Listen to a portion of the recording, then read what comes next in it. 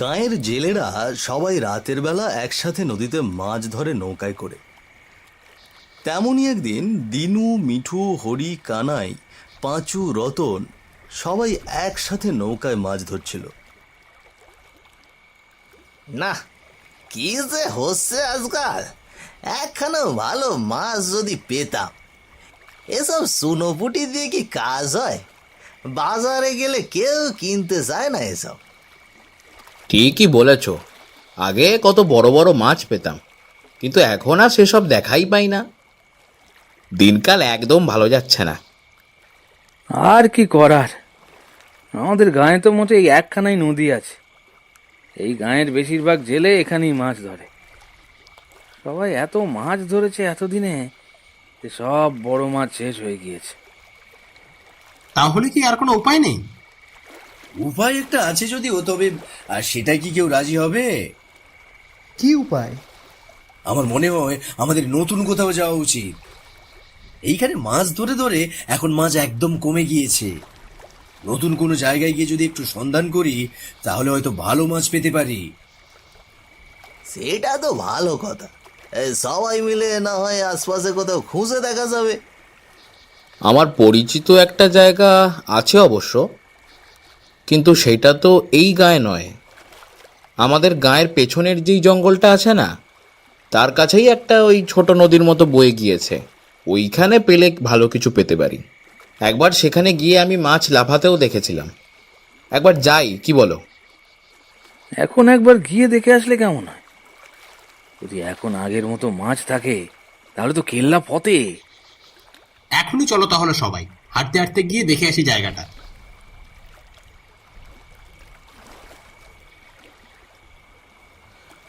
নদীতে বেশ বড় বড় মাছ দেখা যাচ্ছে। এটা দেখে তারা সবাই বেশ উৎসাহী আর খুশি হয়ে উঠল। এই দেখো, এই হচ্ছে সেই জায়গা। বেশ কিছুদিন আগে এই পথ দিয়ে যাওয়ার সময় আমি দূর থেকে দেখেছিলাম। হ্যাঁ, এখনো মনে আছে। দূর থেকে দেখলে কি হবে, তাও স্পষ্ট বোঝা যাচ্ছিল যে কত কত মাছ রয়েছে। বাহ, জায়গাটা তো বেশ, তবে জল খুব একটা বেশি নয় মনে হচ্ছে। এখানে নেমে তারপরে মাছ ধরা যাবে। নৌকা ঘুরিয়ে আনার প্রয়োজন নেই। কত মাছ দেখেছো তোমরা? এখান থেকে কি বেশ কিছুদিন মাছ ধরা যাবে? আর ততদিনে আমাদের গায়ের নদীতেও মাছগুলো বেশ বড় বড় হবে। কি বলো সবাই? হ্যাঁ, সেটা অবশ্য ঠিক। তবে জায়গাটা খুব দূরে। তাতে কি, সবাই মিলে একসাথে আসবো, আবার সবাই মিলে একসাথেই যাব। এই চক্করে কখন সময় কেটে যাবে বুঝতেই পারবো না। তাহলে কাল থেকে আমরা এখানেই মাছ ধরবো। সবাই রাজি আছো তো? হ্যাঁ, রাজি। রাজি রাজি। হ্যাঁ হ্যাঁ হ্যাঁ, সবাই রাজি। হ্যাঁ হ্যাঁ, আমিও রাজি। তবে চলো এখন এখান থেকে যাই সবাই, কাল ঠিক সময়ে চলে আসা যাবে। সকলেই একে একে বেশ বড় বড় মাছ তুলতে আরম্ভ করলো। বাবা, এখানে যে এখনো এতগুলো মাছ আছে আমি ভাবতেই পারিনি। জায়গাটার খবর এখনো পর্যন্ত কেউ পেল না কি করে সেটাই ভাবছি। জায়গাটা তো মাছে ভর্তি। ভালোই হয়েছে, এখনো আমরা বাদে কেউ জানে না। জানলে তো এখানে এসেই সবাই ধর্ণা দেবে যে যত মাছ পাও তুলে ফেলো সবাই। হ্যাঁ, আমিও এত মাছ একসাথে কোনোদিন ধরিনি। কাল সকালে সবাই অবাক হয়ে যাবে এত মাছ বাজারে দেখে। কি বলো? হ্যাঁ, সে যা বলেছ।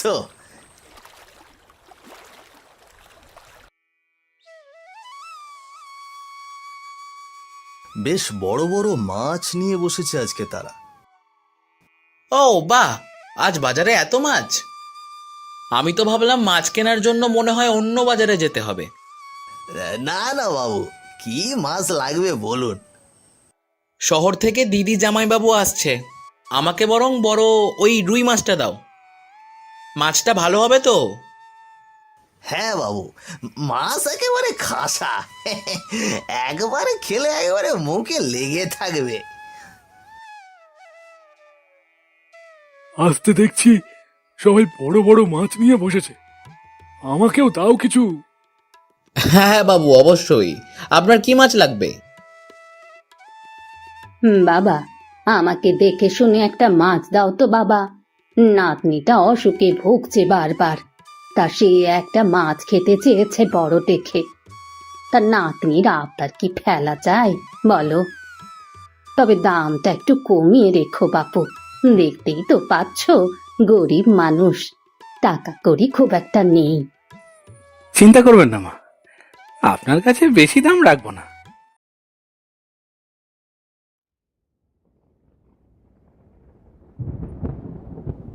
কি ব্যাপার গিন্নি, তোমার আজকে এত মন খারাপ কেন? এরকম তো কখনো দেখিনি। তুমি তো সেই রাতের বেলা মাছ ধরে এসে সারাদিন ঘুমো, গায়ে কি হচ্ছে সেসব খোঁজ খবর রাখো? কেন গো, গায়ে আবার এমন কি করলো? আমাদের গাঁয়ের যে বড় বাড়িটা, সেই বাড়ির কর্তা আজ সকালে মারা গিয়েছে গো। যেন তেন ভাবে নয়, সে তার পেটের নাড়ি ভুড়ি বের করে কে যেন ছোট রাস্তার মোড়ে ফেলে রেখে গেছে। তাই নয়, আমাদের গ্রামের শেষ সীমানায় যে কুঁড়ে ঘরটা আছে, সেই কুঁড়ে ঘরে এক বুড়ি তার নাতনিকে নিয়ে থাকতো। তাদেরকেও ঠিক একইভাবে মেরে কেউ যেন পথের ওপর ফেলে দিয়ে গেছে। বিভৎস দেখলে গায়ে লোম দাঁড়িয়ে যায়। কি কি বলছো এসব গিন্নি? আমি তো এসবের কিছুই জানতাম না। বুড়িকে তো সেদিন দেখলাম মাছের বাজারে আসতে, মিঠুর দোকান থেকে মাছ কিনলো। তার এই অবস্থা কে করবে? সেসব জানি না, তবে এই গ্রামে কিছু একটা খারাপ ঘটছে আজকাল। একের পর এক লোকগুলো মারা যাচ্ছে, কিভাবে মরছে, কেন মরছে কেউ জানে না। তুমি একটু সাবধানে থেকো। আমায় নিয়ে চিন্তা করো না, তুমি নিজে একটু সাবধানে থেকো। সারা রাত তো আমি বাড়ি থাকি না, তোমায় নিয়ে যত চিন্তা। বাইরে বৃষ্টি পড়ছে অনেক সময় ধরে। ঝড়ের সাথে সাথে মেঘের আওয়াজও আসছে বেশ জোরে সোরে। কানাই আর মিনতি দুইজন খাবার শেষে ঘুমানোর জন্য খাটে শুয়েছে। কিন্তু এমন সময় দরজায় কে যেন জোরে জোরে বাড়ি দিচ্ছে। কি ব্যাপার, এত রাতে দরজায় কে এলো? ওটা নিশ্চয়ই সেই খুনি। তোমাকে বললাম না, আজকাল গায়ের কয়েকজন মারা গিয়েছে, তুমি দরজা খুলো না। কিন্তু তা কি করে হয়? কেউ যদি বিপদে পড়ে থাকে? তবুও তুমি দরজা খুলো না, আমার খুব ভয় করছে। কি জানি আজকাল কি সব হচ্ছে গায়ে। এমন সময় কানাইদের টিনের চালে জোরে জোরে ধুমধাম আওয়াজ হতে শুরু করলো। তার সাথে সাথে ভয়ানক গলায় ভেসে আসলো এক কণ্ঠ। ওই দেখো, ছাদে উঠেছে কে যেন, আওয়াজ আসছে। আমার ভীষণ ভয় করছে। আমার মনে হচ্ছে এ কোনো মানুষের কাজ নয়। রাম রাম রাম রাম রাম রাম রাম রাম।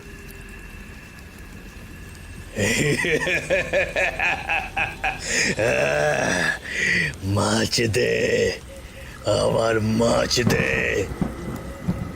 কি এটা? এটা কে? এটা কি কথা বলছে?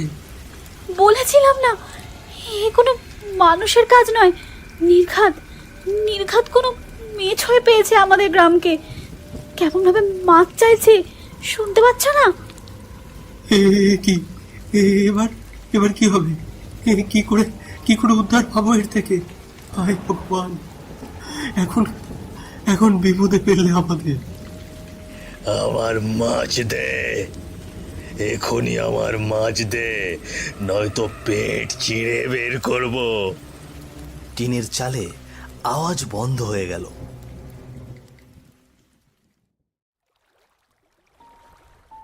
পরদিন রাতে আগের মতন আবারও রাঙাঘাটে মাছ ধরতে গেল। সকলেই আজ বেশ দুশ্চিন্তাগ্রস্ত। এই, তোমরা সবাই শুনেছো গায়ে কি হয়েছে? আর বলো না, গতকাল আমার আর আমার গিন্নির সাথে যা হলো, তারপর আমি তো সেটা বিশ্বাসই করতে পারছি না। কেন, কি হয়েছে? ভাবতেই পারবে না কি হয়েছে। আমি আর আমার গিন্নি খেয়ে দিয়ে শুয়েছি ঘুমানোর জন্য। হঠাৎ করে টিনের চালে আর দরজায় জোরে জোরে কে যেন বাড়ি দিচ্ছে। আর বলছে আমায় মাছ দে। আমার গিন্নি এত বেশি ভয় পেয়েছে যে সে আজ রাতে একা থাকতে চাইছিল না। তারপর আমি ওকে পাশের বাড়ি মিনতি মার কাছে রেখে এসেছি। পেটের দায়ে কাজ করতে আসতেই হয়, ঘরে বসে থাকলে তো আর পেট চলবে না। সে কি? এসব আবার কি করে হলো? এ তো কোনো সাধারণ ঘটনা নয়। নয় তো, যে মাছ চাইছিল তার কণ্ঠ কি ভয়ানক, তোমরা না শুনলে বুঝতে পারবে না। কোনো মতে কাল প্রাণে বেঁচেছি। আমার গিন্নি বলছিল গায়ে নাকি একের পর এক মানুষ মারা যাচ্ছে। সেদিন এক বৃদ্ধা মহিলা মাছ কিনে নিয়ে গেল, সে আর তার নাতনিও নাকি মারা গিয়েছে। বড় বাড়ির কর্তাবাবুও মারা গিয়েছে, তাও ভীষণ অস্বাভাবিকভাবে। এটা তো ভারী চিন্তার বিষয়। এরকম হতে থাকলে তো বউ ছেলে মেয়ে ঘরে রেখে আসাই দায় হয়ে যাবে। কি করা যায় বলো তো? এই জায়গাটাও তো গ্রাম থেকে বেশ খানিকটা দূরে, এলেই ঘরের সবার চিন্তা লেগে থাকবে। এমন সময় বা নিচ থেকে টেনে ধরল সেই পিশাচ। আতঙ্কে চিৎকার করে উঠল হরি। এ কি আমার পাকে টেনে ধরেছে। বাঁচাও আমায়, বাঁচাও। হঠাৎ করে জলের তলায় ডুবে গেল হরি।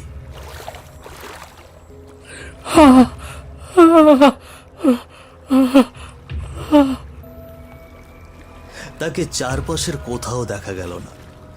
বাকিরা হন্যে হয়ে খুঁজতে আরম্ভ করলো তাকে। আশেপাশে যতদূর চোখ যায় সব জায়গায় খোঁজাখুঁজির পরেও কোথাও হরিকে খুঁজে পাওয়া গেল না। ওমা, হরি, হরি কোথায় গেল? কোথাও তো দেখতে পাচ্ছি না। হরি, হরি কি হলো?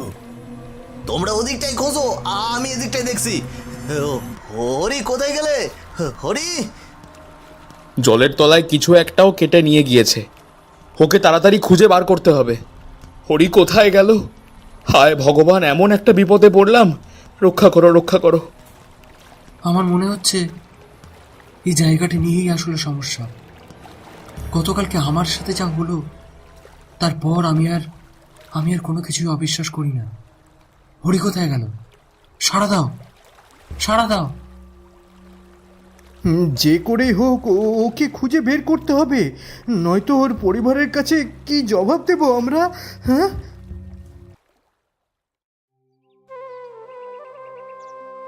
সকলের কপালেই চিন্তার ভাঁজ যেন স্পষ্ট দেখা যাচ্ছে। গ্রামবাসী সহ মোড়ল বাকিদের নিয়ে এক আলোচনায় বসলো পরদিন। সব বুঝতে পারছি, এই গ্রাম ছেড়ে ওদিকটায় যাওয়া তোমাদের ঠিক হয়নি। আমার যতদূর মনে হয় জায়গাটা ভালো নয়, কোনো অভিশাপ আছে নিশ্চয়ই, আর সেই অভিশাপ এখন তোমাদের গায়ে এসে পড়েছে। মোড়ল মশাই, হরিকে কি সত্যি সত্যি খুঁজে পাওয়া যাবে না? বলুন তো মোড়ল মশাই, হরিকে কি খুঁজে পাওয়া যাবে না?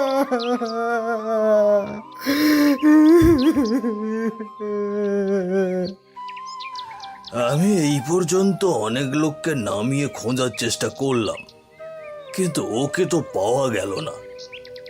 নিশ্চয়ই কোনো কিছু ওকে জলের তলায় টেনে নিয়ে গিয়েছে। তোমরা সবাই এখন পারলে কিছুদিন সাবধানে থেকো। যদি ওইখানে মাছ ধরার জন্য কোনো কিছু হয়ে থাকে, তাহলে তোমাদের এখন সব থেকে বেশি সাবধান হওয়া উচিত, নয়তো তোমাদের জন্য বিপদ ঘনিয়ে আসছে। আপনি কিছু একটা করুন মোড়ল মশাই, আমাদের এই বিপদ থেকে উদ্ধার করুন। আমরা বুঝতে পারিনি এইরকম কোনো বিপদে জড়িয়ে যাব।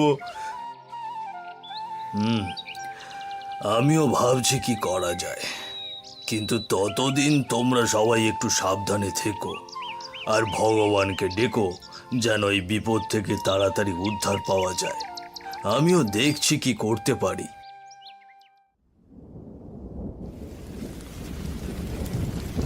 সন্ধ্যায় গ্রামের রাস্তা ধরে পাঁচু আর তার মা হাতে দুটো কাপড়ের পোঁটলা নিয়ে হেঁটে যেতে লাগলো। আকাশে তখনও মেঘ ডাকছে, ঝিরিঝিরি বৃষ্টি পড়ছে। শিগগিরই এখান থেকে চলো মা, এখানে আর বেশি সময় থাকা যাবে না। এই গায়ে যত বেশি থাকবো তত বেশি বিপদ হবে আমাদের। তোমাকে তোমাকে তাড়াতাড়ি মাসির বাড়িতে রেখে আসতে পারলে আমি বাঁচি। শিগগিরই বাবা। না না না, শুধু আমি না, তুইও থাকবি আমাদের সাথে ওখানে। এই বিপদের মধ্যে আমি তোকে একলা এখানে থাকতে দেব না বাবা। বিপদ কেটে গেলে না হয় আবার ফিরে আসা যাবে। কোনো মতে গ্রাম ছাড়তে পারলে বাঁচি। দুপুর দুপুর বেরিয়ে গেলে হতো। সন্ধ্যা নেমে আসছে, বৃষ্টিও পড়ছে হালকা হালকা। তাড়াতাড়ি যদি না পৌঁছতে পারি তবে কিন্তু বিপদ আছে। এটা তো সেই অভিশপ্ত নদীর উল্টো দিকের রাস্তা না? হ্যাঁ, আমার মনে হয় না এদিকে কোনো বিপদ হবে। কি বলিস? হ্যাঁ, এই শিগগিরই পা চালিয়ে চল এখান থেকে, শিগগিরই পা চালিয়ে চল খোকা।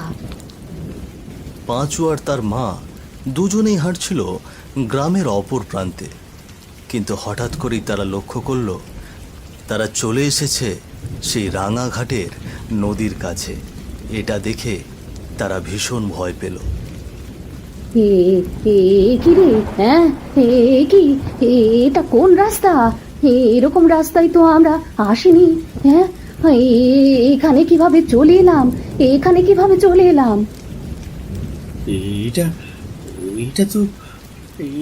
এটা তো সেই নদী, সেই জায়গা যেখানে যেখানে আমরা মাছ ধরি।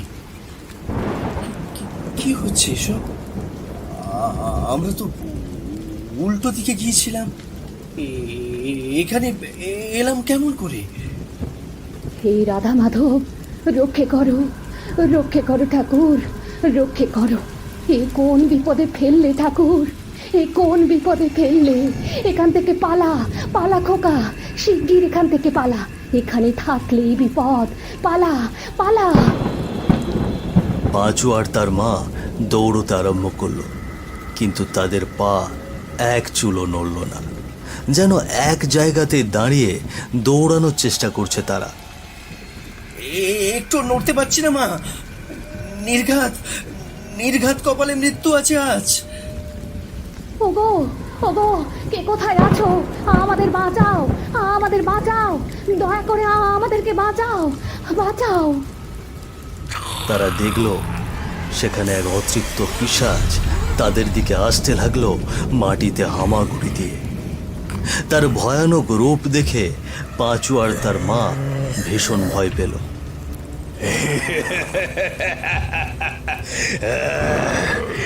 মাছ দে, আমার মাছ দে, এখনই আমার মাছ দে, নয়তো পেট চিড়ে বের করব। ওরে বাবারে, এটা কি? দয়া করে আমাদের কিছু করো না গো, আমাদের কিছু করো না, দয়া করে আমাদের মেরে ফেলো না, আমাদের মেরে ফেলো না। মাছ দে, আমার মাছ ফিরিয়ে দে। সেই মাছ নেই, সব মাছ বিক্রি করে ফেলেছি, দয়া করে ছেড়ে দাও।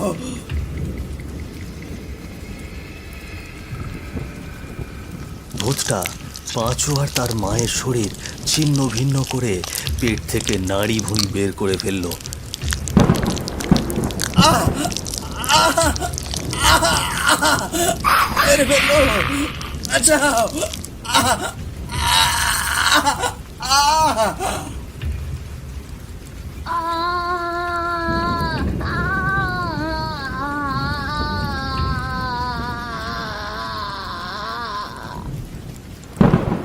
সেখানে ছটফট করতে করতে মারা গেল পাঁচু আর তার মা। পরের দিন দুপুরবেলা পাঁচু আর তার মায়ের লাশ খুঁজে পেয়ে গ্রামবাসী আর তার সাথে সাথে মোড়ল আর বাকিদেরও দুশ্চিন্তা আরো বেড়ে গেল। সবাই একসাথে বসে আলোচনা করতে লাগলো এরপরে কি করা যায়। না, এবারে কিছু একটা করতেই হবে। আমাদের পাশের গাঁয়ে এক বিখ্যাত তান্ত্রিক আছে, তাকে যদি একবার নিয়ে আসা হয় ওই জায়গায়, তবে কোনো একটা সমাধান ঠিকই বের হয়ে যাবে। তোমরা ভয় পেও না, এবারে আমি বিষয়টা সমাধানের ব্যবস্থা করছি। পাঁচু আর তার মাকে যেভাবে প্রাণ দিতে হলো, তোমাদের সেই রকম ভাবে আমি বিপদে পড়তে দেব না। মোড়ল তান্ত্রিককে আর বাকি সবাইকে নিয়ে সেই রাঙাঘাটে গেল একটা সমাধানের ব্যবস্থা করতে। তান্ত্রিক রাঙাঘাটের চারপাশে ঘুরে সেই নদী বন্ধ করে দিল, এক মুঠো শ্মশানের ছাই ফেলে দিল নদীর জলে। এইখানে বাস করত অনেক আদি পুরানো এক প্রেত পিশাচ। এই জায়গার সব মাছ তার। তোমরা এখানে এসে ওর মাছ নেওয়াতে ও রেগে গিয়ে তোমাদের এই অবস্থা করেছে। আমি এখন এই ঘাটে চারপাশ বন্ধ করে দিয়েছি। এখন আর সেইখান থেকে উঠে তোমাদের পিছু নিতে পারবে না। তোমরা সবাই নিশ্চিন্তে বাড়ি ফিরে যাও। তারা সবাই যার যার বাড়ি ফিরে এলো। এরপর সেই জায়গায় আর তারা কেউ মাছ ধরতে যায়নি।